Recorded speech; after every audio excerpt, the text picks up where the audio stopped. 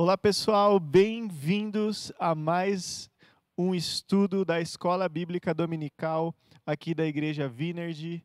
Meu nome é Estevão, hoje que eu vou aplicar o estudo para vocês e mais uma vez vamos dar continuidade ao nosso estudo da visão panorâmica da Bíblia, a palavra em perspectiva, onde nós passamos livro por livro na Bíblia, explicando um pouco do que é a mensagem central deste livro, o que este livro tem a acrescentar na mensagem do plano eterno de Deus e naquilo que Deus pode comunicar a nós através desse livro, o que nós precisamos entender, qual que é o centro da vontade de Deus na mensagem deste livro em específico que a gente precisa nos atentar. E hoje nós vamos tratar do livro de Ageu, esse livro que muitas vezes é ignorado, é deixado de lado, a gente lê ele rapidinho, né? Ele só tem 4 capítulos e nós deixamos ele de lado muitas vezes, não nos atentamos muito, mas em Ageu existe uma mensagem muito forte e muito profunda que nós precisamos sim dar atenção, porque é baseada nessa mensagem que nós descobrimos o descorrer da história do livro de Zacarias e de Malaquias, que são livros também muito importantes. Então, não despreze os profetas menores, certo? Os profetas menores, como a gente viu no estudo passado que eu apliquei, que foi do livro de Esdras e Neemias, a gente viu que os profetas menores são aqueles com os livros menores, né? Joel, Oséias, Ageu, Sofonias, Obadias, esses são os profetas menores, e os profetas maiores são aqueles que têm os livros maiores, né? Isaías, Zacarias, Ezequiel. Então, é somente assim que eles são classificados. Tudo bem? Então, vai lá agora, pega a sua Bíblia, corre lá para pegar a sua Bíblia, se está no outro cômodo, se está também na casa aí, ou se está aí do seu lado, pega ela, abre no livro de Ageu. Também te convido agora a pegar um papel, um pedaço de papel ou seu caderno de anotações de coisas sobre a Bíblia, seus estudos sobre a palavra de Deus. É muito importante que você tenha um lugar para anotar. E é muito importante, gente, que vocês anotem, porque anotando é uma forma muito eficiente da gente guardar as coisas na nossa cabeça, delas ficarem fixadas e a gente poder lembrar. Não só para que elas sirvam de bênção para a nossa vida, elas nos abençoem, mas também a gente possa pregar para os outros. Né? No último estudo mesmo que eu dei, né, do livro de Joel, a gente viu como pregar o evangelho através do livro de Joel. Gente, um livro também que muitas vezes é deixado de lado, né? Então, assiste essa aula também, ela também está aqui no nosso canal da Vineyard. Volta lá e assiste que vocês vão gostar bastante. Pegou aí então sua Bíblia, pegou seu esboço, aquilo que você vai começar aquilo que você vai anotar. Gente, vamos fazer uma oração então rapidamente para que o Espírito Santo ilumine os nossos olhos aqui, hoje e agora. Pai, em nome de Jesus, nós te pedimos para que o seu doce Espírito Santo encha o nosso coração, fortalece o nosso interior agora, em nome de Jesus. Pai, abre os nossos olhos para enxergar na sua palavra aquilo que nós não conseguimos ver. Deus, entra no nosso coração e molda o nosso coração conforme a sua vontade. Enche, Senhor, e transforma o nosso viver segundo a sua lei, os seus mandamentos e os seus preceitos, porque a sua lei é boa, justa e Jesus vale a pena. É isso que nós oramos em nome de Jesus. Amém. Amém, pessoal? Também queria aqui lembrar vocês, antes da gente iniciar, toda vez eu falo isso e eu vou falar de novo, porque vocês precisam ouvir, vocês precisam lembrar e vocês também precisam praticar. Que é o seguinte, se você aí que está assistindo esse estudo aí na sua casa, ou no ônibus, ou no seu trabalho, olha só, se você nunca leu a Bíblia inteira antes na sua vida, você precisa começar a fazer isso hoje. Hoje, agora, entra na internet, pega um plano de leitura bíblica anual em que você vai ler a Bíblia inteira em um ano. É importante nós cristãos lemos a Bíblia todos os dias, de capa a capa, de Gênesis a Apocalipse, de novo, e de novo, e de novo, porque nós, como Deus em sua sabedoria, comparou a gente a ovelhas, né? E as ovelhas, não sei se vocês sabem, mas elas esquecem das coisas. O pastor tem que constantemente levar a ovelha várias vezes aonde bebe água, porque ela não se lembra aonde é o lugar em que se bebe água. Então nós, da mesma forma, precisamos nos lembrar todos os dias de quem é o nosso Deus, nos lembrar das histórias bíblicas para que nós não nos esqueçamos dela, mas que nós também tenhamos elas sempre aquecidas no nosso interior. E vocês sabem, já ouviram que a palavra de Deus, ela se renova todos os dias. Todo dia a palavra de Deus, ela é como se ela se tornasse uma nova palavra que nos alimenta, ou como um maná diário, como o pão nosso de cada dia. Em Êxodo diz, e Jesus também diz, quando ele estava sendo tentado por Satanás, que nem só de pão viverá o homem, mas de tudo aquilo que procede da boca de Deus. Irmãos, esse é o nosso alimento, é a palavra de Deus. Então não negligencie a sua leitura bíblica, não negligencie a sua vida devocional, a sua oração diária dentro do seu quarto. Gente, não existe muito isso, essa questão de estar orando constantemente. Nós precisamos sim tirar um tempo particular, um tempo sozinhos, um tempo em que nós vamos estar 100% focado, com o celular desligado, com as pessoas em outro lugar e focados em conversar com Deus. Porque é nesses momentos que o Espírito Santo apacenta a nossa alma, nos transforma segundo a sua vontade. E é nestes momentos que nós conhecemos mais quem é Deus. Tá bom? Passando o primeiro slide aqui, vamos falar sobre o livro de Ageu, como eu disse. Pode anotar aí, introdução. Como eu disse, gente, apesar do livro de Ageu ser um livro pequeno, ele é muito importante na narrativa profética dos profetas menores nas Escrituras. Ele tem uma mensagem muito importante entre os profetas menores na Escritura, porque ele é como se fosse uma ponte, uma virada de chave para a entrada de alguns profetas maiores que vão desenvolver ainda mais a mensagem profética do livro de Ageu. Os profetas anteriormente a Ageu, antes da época de Ageu viver, eles profetizaram para Israel que a Babilônia viria, ela seria enviada até os hebreus para conquistar a terra de Israel e levar eles para o exílio, se eles permanecessem longe de Deus, se eles não se aproximassem de Deus conforme Deus queria. E isso aconteceu, gente. Aconteceu no ano 587 a.C. Se você está anotando aí, anota 2 Reis, capítulo 24 até o 25.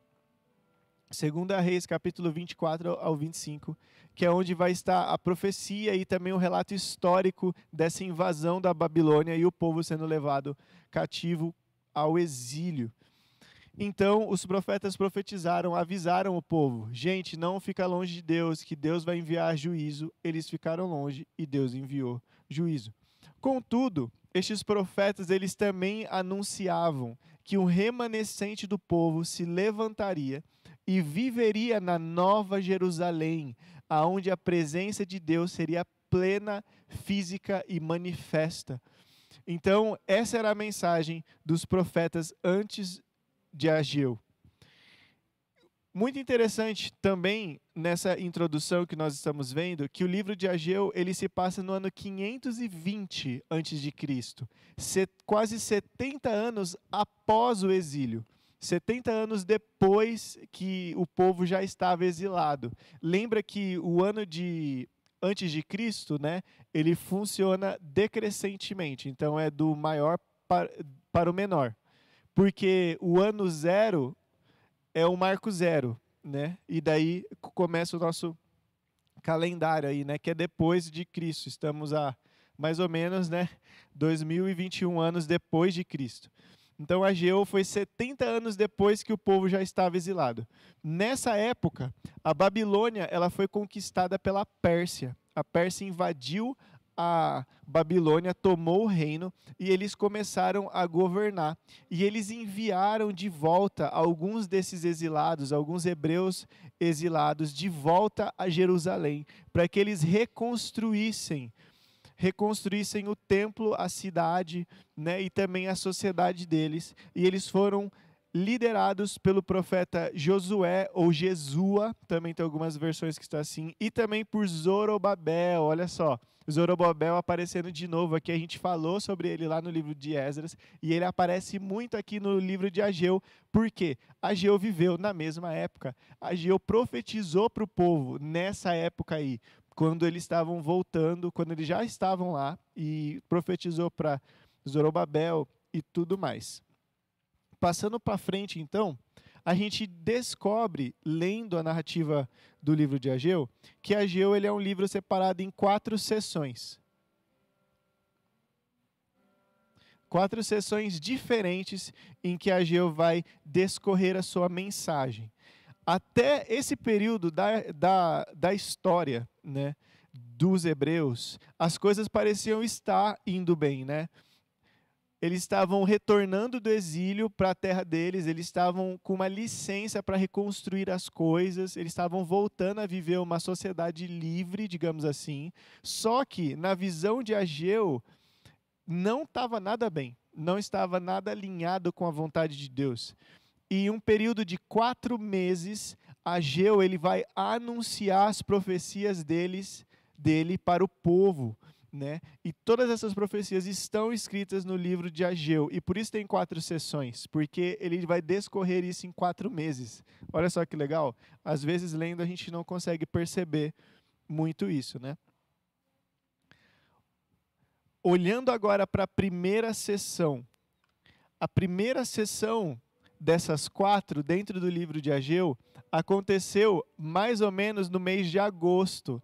Está marcado lá como que se chamava o mês de agosto naquela época. E hoje, relatos históricos, com base histórica, a gente consegue entender e chegar à conclusão que era o mês de agosto. Olha só, é como se fosse mês que vem, para agora que eu estou gravando essa aula, como se fosse mês que vem ele daria início a essas profecias, né?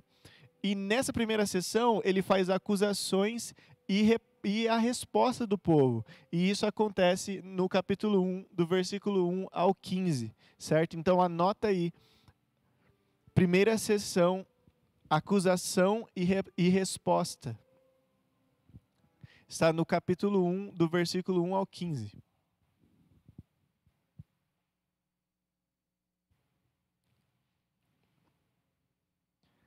Ageu, primeiro, o que ele começa fazendo? Primeiro ele começa acusando o povo de ter algumas prioridades invertidas na hora que eles retornam para Jerusalém. Porque o povo ele começou a reconstruir as casas e as lavouras, quando na verdade eles deveriam estar reconstruindo o templo em primeiro lugar, né? E isso foi algo muito nítido para eles, porque eles reconstruíam as casas, as lavouras, só que a lavoura não dava fruto. Eles passaram por uma seca terrível e eles não tinham alimento. E Ageu profetizou para eles: olha pessoal, vocês estão enganados, vocês estão fazendo algo errado. Não é para fazer isso agora, não é para reconstruir casa nem lavoura, porque o que vocês precisam fazer antes é reconstruir o templo. E Ageu, ele pergunta no versículo 4 aí, dessa parte aqui, né? Ele diz: as suas casas são realmente mais importantes do que a sua fidelidade a Deus? Então Ageu ele diz que essa troca de prioridades é a mesma rebelião que os ancestrais do povo tiveram, e por isso a terra ainda estava improdutiva. Olha só, eles estavam sendo rebeldes como o povo estava sendo rebelde lá atrás com Moisés. Anote aí também essa referência, Deuteronômios 28, do versículo 22 até o 40. Versículo 22 ao 40 de Deuteronômio 28. Nessa parte aí a gente vai ver essa rebelião, a mesma rebelião. Ageu até cita essa parte do livro de Deuteronômios.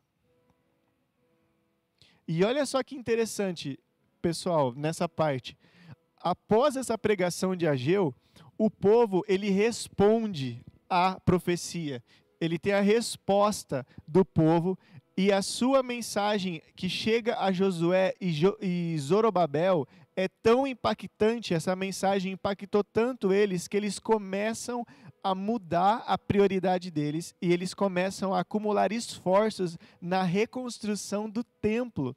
Olha só, Ageu foi um agente ativo no desenvolver do plano eterno de Deus, fazendo com que o povo reconstruísse o templo. Olha só que doido. Então não foi ideia de Zorobabel fazer isso, mesmo que ele tenha sido enviado para fazer isso, mas ele foi impactado pela mensagem de Ageu, então eles começaram a reconstruir o templo.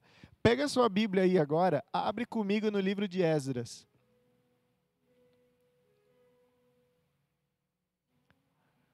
Abre no livro de Esdras, capítulo 5. Vou abrir aqui no meu computador.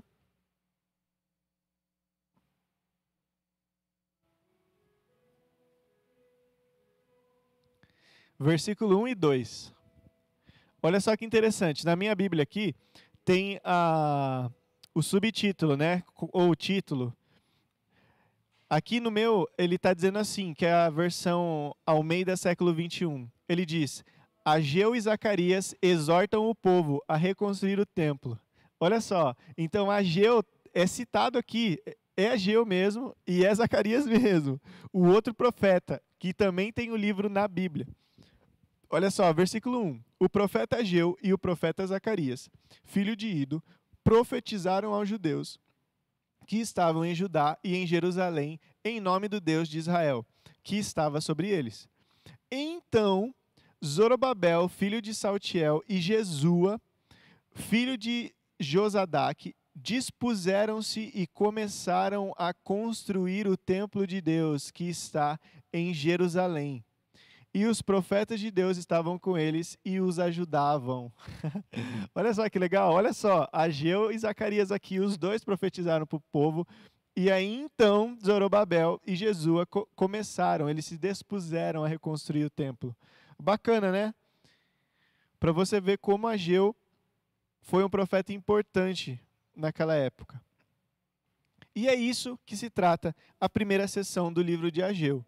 Partindo para a segunda sessão do livro, então, a gente vê que agora ele vai abordar expectativas destruídas sobre a reconstrução do templo. Anote isso na sua folha. Segunda sessão, ele aborda expectativas destruídas sobre a reconstrução do templo. Isso acontece do capítulo 2, do versículo 1 ao 9.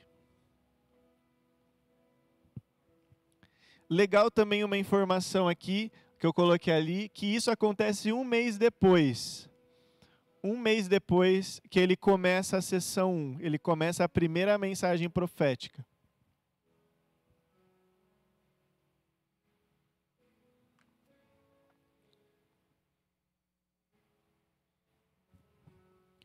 E o que Ageu ele fala aqui então? O templo, pessoal, que eles estavam reconstruindo naquela época de Zorobabel, ele era muito inexpressivo, era muito pequeno em comparação com o templo de Salomão, que era o templo que existia anteriormente, que foi construído 500 anos antes. Era muito inexpressivo. E isso fazia com que os presbíteros, os líderes, os mais velhos, os mais antigos do povo, eles se lembrassem do templo de Salomão e eles se lamentassem sobre esse novo templo. E por isso que aqui ele fala sobre expectativas destruídas. Porque o povo ele tinha uma expectativa de um templo reconstruído como o de Salomão. Um templo em que a presença, a nuvem de Deus descia sobre o templo. Só que eles viram que não ia acontecer bem assim, né? Muito interessante também que no livro de Esdras, Zorobabel também fala disso. Que ele encontrou resistência do povo porque o povo começou a ficar desanimado. porque eles estavam reconstruindo um templo que não chegava nem aos pés do templo de Salomão daquela época. Porém, Ageu, ele vai e ele prega para esses, ele prega para o povo mais uma vez, e ele lembra o povo das grandes promessas proféticas de Deus sobre o futuro reino de Deus e esse templo. Ele cita os profetas anteriores a ele, especialmente Isaías e Miqueias. Anote aí no seu caderno ou no seu papel, Isaías capítulo 9, Isaías capítulo 60 até o 62. Então, 60, 61 e 62. E também Miqueias, do capítulo 4 até o 5. Miqueias capítulo 4 e 5 são esses textos que Ageu vai lembrar o povo deles. E Ageu, ele não só profetiza, ele não só fala dessas promessas proféticas que Deus tinha para o futuro reino dele junto com Israel, mas ele fala sobre a nova Jerusalém, onde seria um lugar em que Deus redimiria o mundo todo, onde todas as nações se ajuntariam e viriam para adorar a Deus, resultando em uma era de paz, que é o reino milenar de Jesus. Olha só, sim, Ageu, como todos os outros profetas, sempre apontavam para o futuro glorioso e brilhante do reino de Deus. Eles sempre diziam: gente, vocês estão em pecado mesmo, vocês estão tudo errado mesmo, e se vocês não se arrependerem, Deus vai enviar juízo mesmo. Só que lembrem-se, lá no futuro, Deus preparou a nova Jerusalém, um lugar de paz, um lugar onde todas as nações se ajuntarão ao redor do templo para adorar a Deus, e haverá um homem, um rei messiânico descendente de Davi, que vai governar as nações com justiça. Olha só, e depois que Ageu, ele prega essa mensagem gloriosa, ele prega essa mensagem esperançosa sobre o futuro, esse povo se anima, eles se animam de novo e eles se engajam de novo na reconstrução do templo. E é muito interessante também que nessa segunda sessão aqui, Ageu ele conclui dizendo que o templo que está sendo que está sendo reconstruído tem o seu papel fundamental nos planos de Deus para o futuro, e convoca o povo para trabalhar com esperança no futuro, apesar das circunstâncias decepcionantes, que no caso é essa diferença, né, de templos, né? Um templo cheio de glória, cheio de ouro, vários desenhos, e nesse não tem tanta glória assim, né? Gente, isso aqui tocou muito meu coração enquanto eu estava fazendo esse estudo, e eu quero compartilhar isso com vocês também. Paulo, ele diz em Tessalonicenses que nós devemos consolar uns aos outros na esperança do nosso corpo de glória. Nós devemos consolar uns aos outros, batendo nas costas dos nossos irmãos e dizendo assim: irmão, lembre-se que haverá um dia em que você verá um homem sentado num cavalo branco, descendo, rasgando os céus, que na sua coxa está escrito Rei dos Reis, e sobre o manto Senhor dos Senhores. E ele vai, com uma espada, governar as nações, e você terá o seu corpo redimido, você ressuscitará naquele dia. Paulo apontou para nós que o que nós deveríamos fazer em momentos de aflição, em momentos de sofrimento da nossa alma, em momentos em que talvez as nossas vidas estivessem em situações deprimentes.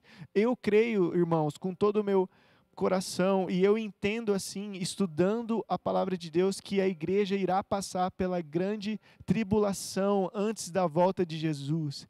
E eu acredito que esses textos são fundamentais, não só para essa época que virá, mas para os nossos dias hoje, de que quando nós estivermos tristes, nós devemos olhar para o futuro e nos lembrar que haverá um dia em que nós seremos redimidos, um dia que está escrito no coração de Deus. um dia que será um dia de alegria, um dia que não teremos mais lágrimas, um dia que todo sofrimento passará, um dia que nós estaremos finalmente olhando nos olhos daquele que cativou o nosso coração, olhando nos olhos de Jesus, olhando naquele que tem o nome sobre todo nome, olhando para aquele que é o pastor da nossa alma, é o nosso bom mestre, é o nosso fiel companheiro. Gente, isso aquece o meu coração e eu quero compartilhar isso com vocês nesse estudo.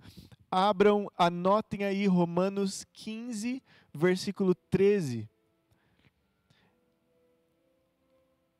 que diz que o Deus da esperança, para que nós nos gloriemos, nós nos alegremos na fé que nós temos, porque o Deus da esperança nos renovará. Nós temos uma fé, irmãos, nós cremos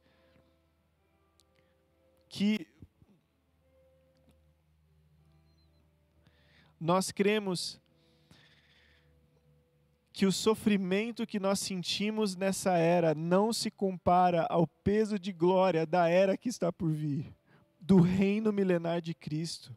Isso tem que ser a força motriz, isso tem que ser a lenha que queima e que alimenta esse fogo no nosso coração, que nos alegra, que nos motiva a viver uma vida de sacrifício aos pés de Cristo, de carregar a nossa cruz todos os dias. E eu, em nome de Jesus, quero compartilhar isso com vocês, como o profeta Ageu, como os outros profetas disseram. Olhe para o futuro, irmãos. Olhe para o futuro. Lembre-se que o reino milenar de Cristo virá, querendo as nações ou não, virá, e nós, em nome de Jesus, estaremos lá. Se você creu no Senhor Jesus como seu Senhor e Salvador, e você entregou o senhorio da sua vida para Ele, você também estará lá, neste reino. Tudo bem, irmãos? Então, essa é a segunda sessão do livro de Ageu. E passando aqui para a nossa terceira sessão, nossa penúltima sessão, nós vemos também que aqui ele vai fazer um chamado à fidelidade da aliança de Deus para que o povo tivesse. Então ele chama o povo a ser fiel à aliança que eles fizeram a Deus. Né? E é muito interessante também que aqui a gente consegue descobrir que isso acontece 2 meses depois da segunda sessão. Anote aí no seu papel, no seu caderno, terceira sessão, chamado à fidelidade da aliança. Isso acontece aqui, ó, no capítulo 2, do versículo 10 até o 19.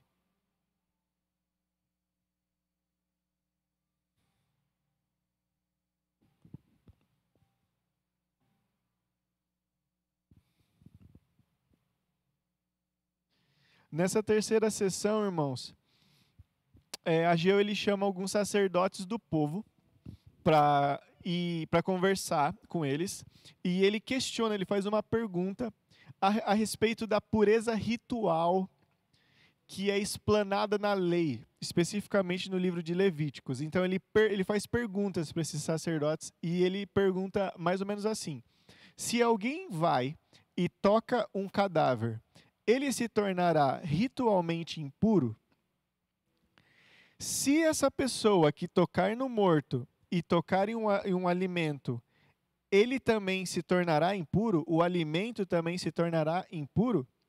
E os sacerdotes, sabendo e conhecendo o livro de Levítico, eles respondem: sim, será impuro.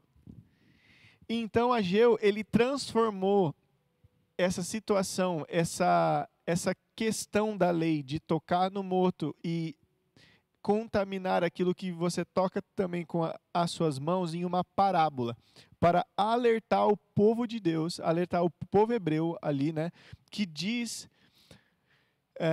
e ele diz, né, nessa parábola, que que dessa mesma forma é o que está acontecendo com o povo de Israel. aquilo que eles estão tocando as mãos também se tornará impuro, porque eles estão sendo impuros, eles não estão tendo pureza. E se o povo ele não se humilhar e não se afastar da injustiça e da apatia, são essas duas coisas que Ageu chama de impureza. A injustiça e a apatia. O Ageu diz que o que eles constroem com as mãos, incluindo esse novo templo, também será impuro. Então essa é a mensagem crucial da terceira sessão do livro de Ageu. Ele fala isso, ele fala, gente, vocês estão tendo impureza, vocês estão com injustiça e apatia no meio de vocês. E da mesma forma que vocês estão impuros, esse templo que vocês estão tocando a mão e estão construindo também se tornará impuro por causa disso, né? Mas agora, se vocês se arrependerem, se humilharem diante de Deus, isso pode mudar. E Ageu diz que é somente pelo verdadeiro arrependimento e fidelidade à aliança que seus esforços na reconstrução desse templo resultarão em Deus trazendo o seu reino e bênção. Então aqui, né, ele chama o povo à fidelidade da aliança e ele diz, somente dentro da fidelidade da aliança que as coisas vão acontecer para o bem, né? O reino de Deus virá e as bênçãos também vão ser liberadas, né? E olha só que interessante, gente, isso aqui eu nunca tinha visto, eu vi hoje estudando para falar aqui para vocês hoje, que em certo sentido, essa hora, o futuro de Israel estava nas mãos deles, né? Se eles abandonassem injustiça, se arrependessem, as coisas iam ir bem. Só que se eles não fizessem, as coisas iriam ir mal. E Deus, ele está esperando a fidelidade do seu povo. Ele está esperando que o povo fosse fiel. E assim, Ageu, diante do povo exilado ali que ele estava profetizando, ele tem o mesmo desafio que Moisés teve lá atrás, no livro do Êxodo. Moisés teve diante do povo no deserto, agora Ageu está tendo diante do povo exilado, em que a obediência do povo levaria a bênçãos e sucesso, enquanto a infidelidade os levaria à ruína. Lembram disso? Moisés profetizou isso para o povo, disse, olha gente, se vocês não forem fiéis à aliança, vai ter problemas, vai vir juízo, mas se vocês forem fiéis, vai haver bênção e sucesso para vocês. E Ageu está fazendo a mesma coisa, olha só, é como se Ageu se tornasse um tipo de Moisés diante do povo. Olha só, gente, que bacana. Muito forte, né? Mais uma vez a gente vê como o profeta Ageu foi alguém relevante nessa história toda. Gente, passando aqui para a nossa quarta sessão, para a nossa última sessão do livro, em que a gente vai finalizar, anote aí no seu papel, no seu caderno, quarta sessão, que ele falou no mesmo dia, no mesmo dia que ele deu a terceira sessão, ele também fez a quarta sessão. Anote aí, a esperança futura do reino de Deus. A esperança futura do reino de Deus. Isso acontece no capítulo 2, do versículo 20 ao 23, né? Deixa eu ver, acho que eu pus errado aqui no slide. Anotei errado aqui. É do 20 ao 23, tá bom?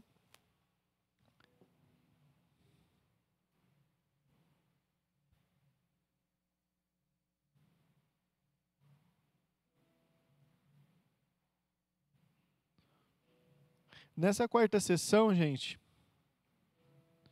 Ageu ele fala da esperança futura do reino de Deus, em que o próprio Deus fará da Nova Jerusalém o centro do seu glorioso reino internacional. E a partir dali, Deus derrotaria o mal entre as nações, a partir de Jerusalém, dessa nova Jerusalém. E Ageu, profetizando isso, ele também lembra o povo da derrota do exército de Faraó, lá na história do Êxodo, e ele diz que Deus cumprirá na Nova Jerusalém a promessa feita ao rei Davi, estabelecendo um rei messiânico de sua linhagem, da linhagem de Davi, que na geração de Ageu é representado por Zorobabel. Olha só como Ageu termina o livro dele, é muito parecido com o livro de Joel, né? Ele termina dizendo a mensagem, as boas novas, falando de Cristo, falando de Jesus, e ele também aponta para o reino milenar desse Cristo, desse Messias.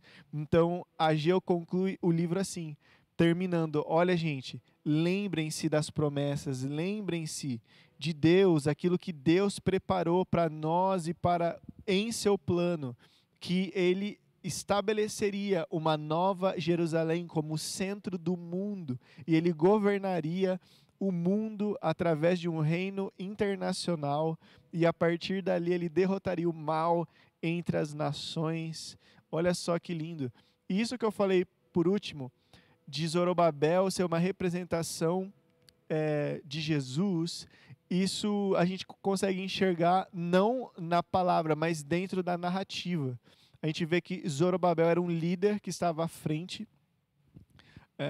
nessa reconstrução do templo, né, que estava à frente do povo, era um líder do povo, e ele também era descendente de Davi. Então, talvez o povo até poderia achar que Zorobabel seria esse herdeiro do trono, né, que Deus estabeleceria Jerusalém e tal, mas aí perguntas se levantam, né, e algumas perguntas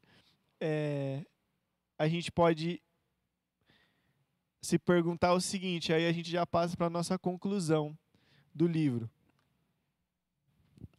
Só um adendo, parênteses. O livro acaba aqui, tá? Ele acaba com essa mensagem de esperança gloriosa para o futuro do reino milenar de Cristo, no reino internacional de Deus, onde ele estabeleceria Jerusalém como a capital do mundo e ele governaria as nações através de Israel. Então ele termina aí. E aí a gente se pergunta, né? Será que a geração de Ageu será fiel a Deus? Será que eles conseguirão permanecer fiel a Deus e trazer essa bênção do reino de Deus sendo estabelecido, né? Da presença de Deus vindo literalmente sobre o templo? Outra pergunta também que se levanta, né, quando a gente termina o livro: será que eles vão experimentar o cumprimento das promessas? Essa promessa de glória, a promessa do Messias, esse descendente de Davi, essas promessas, será que elas vão se cumprir? Será que Zorobabel vai ser fiel? Ele vai ser fiel até o fim? Será que ele se tornará esse rei messiânico? Gente, para a gente saber as respostas dessas perguntas, nós precisamos continuar lendo os últimos livros dos profetas, que é Zacarias e Malaquias. Então eu convido vocês também a ler Zacarias e Malaquias, para que vocês saibam o que acontece, né? Quais são as respostas dessas perguntas, né? E a gente pode concluir a nossa aula aqui que a gente vê que esse pequeno livro, que muitas vezes é esquecido, ele tem uma grande mensagem muito poderosa e importante para todo o povo de Deus. E até para o povo de Deus hoje, e até para nós hoje, a gente consegue ver que as nossas escolhas importam sim, e realmente fazem a diferença nas nossas vidas e na nossa vida coletiva, na nossa vida em comunidade, como igreja. A gente vê também que a fidelidade e a obediência do povo de Deus faz parte da maneira como Deus escolheu realizar os seus próprios propósitos no mundo. Olha só, Deus fez uma parceria com o homem, né? E o seu povo faz parte dessa parceria. E nós também vemos que essa verdade surpreendente deve nos motivar à humildade e à ação do povo, enquanto aguardamos o reino vindouro. Então, gente, enquanto nós estamos aguardando o reino, vamos nos motivar a nos humilhar diante de Deus, a nos arrepender dos nossos pecados todos os dias e partirmos para a ação. Viver uma vida de santidade. lutar por uma vida de santidade, de oração, de devoção, de leitura da palavra, uma vida que persegue a Deus, uma vida que deixa também Deus nos perseguir com o seu amor. É uma vida em que nós derramamos o nosso amor, todo o nosso amor e nossa devoção aos pés de Cristo, e Ele também derrama todo o seu amor sobre nós. E nisso nós entramos numa dança de amor, de afeto e de adoração com Deus. Tudo bem? Então, gente, esse foi mais um estudo da Escola Bíblica Dominical, da visão panorâmica da Bíblia. Espero que vocês tenham crescido um pouco mais em conhecimento aí e também não só conhecimento teológico, mas também de Deus aí no coração de vocês. Tudo bem? Então, é isso, pessoal. Vejo vocês no próximo estudo. Fiquem com Deus e até mais. Tchau, tchau.